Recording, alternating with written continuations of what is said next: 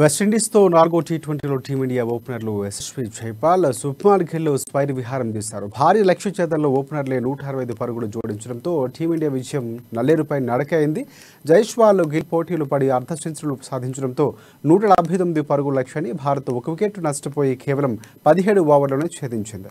గిల్ 47 బంతుల్లోనే 3 ఫోర్లు, 5 భారీ సిక్సర్లతో 77 పరుగులు చేసి అవుట్ కాగా, జైస్వాల్, తిలక్ వర్మలు కలిసి మరో 3 ఓవర్లు మిగిలి ఉండగానే మ్యాచ్ను ముగించారు. జైస్వాల్ 51 బంతుల్లో 11 ఫోర్లు, 3 సిక్స్లతో 84 పరుగులు చేసి అజేయంగా నిలిచాడు. జైస్వాల్, గిల్ ధాటికి విండీస్ బౌలర్లు నిస్సహాయంగా మిగిలిపోయారు.